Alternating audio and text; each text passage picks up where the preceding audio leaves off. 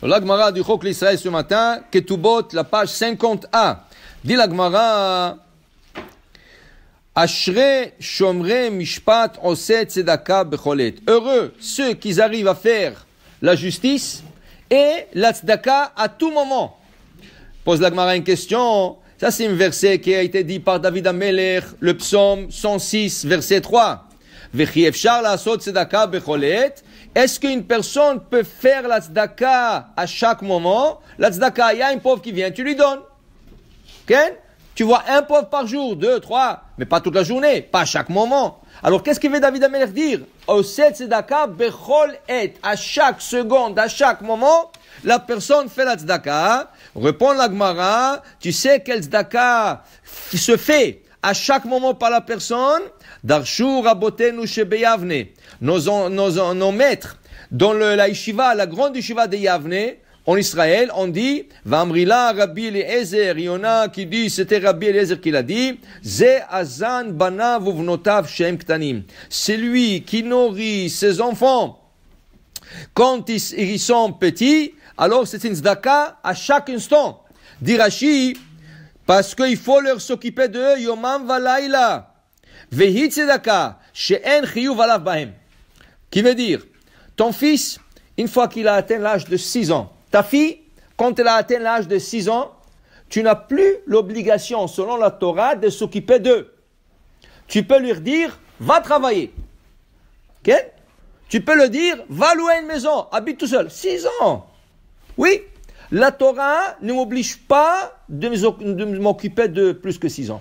Après 6 ans, ils peuvent être, le père s'il veut être méchant, ou s'il n'a pas de moyens, ou s'il n'a pas de possibilité, ils peuvent leur dire.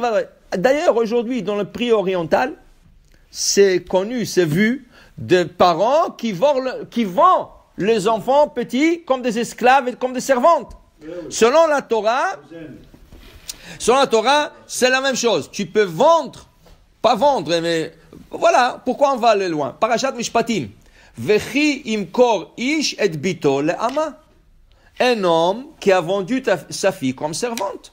Ça veut dire que la Torah donne à un parent la possibilité, si lui n'a pas d'argent, il peut vendre sa fille comme servante. Tu vas dire aujourd'hui, tu vas dire à quelque chose comme ça, le petit va tomber en prison. Okay? Mais tu vas pas lui vendre, mais tu vas lui dire, écoute, je ne m'occupe plus de toi. Alors un parent qui s'occupe de son fils et sa fille, de l'âge de 6 ans et plus, c'est une tzedaka à chaque moment. Il faut leur nourrir, il faut leur vêtir, ils habitent sur toi, ils ont un toit, ils ont une chambre chauffée, tout ce que... Ça, c'est une tzedaka à chaque instant, à chaque moment. Dit Rabbi Eliezer et nos sages à Yavne, ça c'est Azan, Banav, Uvnotav, Shem Tanim. Il dit ici, Rabbi Shemuel Bar Nachmani Amar, il y a un autre scénario où tu peux avoir la tzedaka à chaque moment, selon Rabbi Shmuel Bar Nachmani, si tu prends un orphelin ou une orpheline et tu les élèves. Quand tu prends un orphelin, une orpheline, c'est pas tes enfants. Okay? Et tu les élèves, tu les éduques, tu leur donnes à manger, tu leur donnes à boire, ils ont un toit, ils ont un lit, ils ont une chambre. Ça, c'est une tzedaka. Chaque seconde qu'ils chantent chez toi à la maison, c'est une tzedaka. Okay? C'est ça qui parlait David Amelech. Alors, la récompense, le verset qui suit. On va osher beveto, vetzidkato omedet laad. Celui-là, il va devenir riche. On va osher. À quoi je prouve va l'enrichir. Vetzidkato. Et la tzedaka qu'il a fait, omedet laad. C'est une tzedaka éternelle. Dans le ciel, c'est quelque chose d'éternel qui reçoit. Rav Una et Rav Chizda. Rav Una et Rav Chizda disent, il y a un autre scénario. Comment on peut faire la tzedaka à chaque moment? Ze alome Torah ou melameda. Si tu apprends la Torah pour enseigner, ça c'est une tzedaka continuelle. Parce qu'il y en a qui apprennent parce qu'ils ont le plaisir d'apprendre. Il y en a qui apprennent parce qu'ils sont un manque, ils n'ont pas appris, ils veulent apprendre. Mais c'est pas ça pourquoi on apprend la Torah. On apprend la Torah pour l'enseigner. On veut transmettre la Torah. La transmission, c'est très important, la transmission de la Torah. Okay? Alors, Moshe Kibel Torah Misinaï, Umsara li Yoshua. Moshe, il a appris toute la Torah, mais il a passé à Yoshua. Yoshua les Zkenim, Yoshua il a passé aux Zkenim, ou Zkenim Vim. Ainsi, celui qui apprend avec le but de transmettre, ça c'est une tzedaka à chaque moment. Ça c'est une tzedaka continuelle. Ça c'est quelque chose qui reste de la had. Ça c'est quelque chose qui reste éternellement. Vechad Amar, et un parmi le couple, Ravuna et Rav Chisda disaient, il y a une autre chose, Zea Kotev Torah, Nevi'im, Ktovim, Mashilam, Lachirim. Quelqu'un qui écrit un Sefer Torah pour lui, pour sa famille, mais il la prête aux autres. Il y a une synagogue qui vient, on n'a pas de Sefer Torah, est-ce que vous pouvez nous prêter? Oui, avec grand plaisir. Tiens, j'ai un Sefer Torah, prends-le. Pour ce Shabbat, pour deux Shabbats, pour ça. Alors, il écrit, par exemple, à l'époque du Talmud, il n'y avait pas de livres imprimés. Il n'y avait pas de livre imprimé. Alors le livre était tout écrit sur des scrolls, et lui il a un livre de prophète, il a un livre de commentaires, et il le prête. Ça c'est une tzedaka continuelle. Aussi la même chose avec nos livres à nous, quand on achète un livre, et quelqu'un vient et te dit, tiens, ces livres-là, oui, j'ai besoin pour quelques jours, pour des références. Oui, avec plaisir, je te le prête.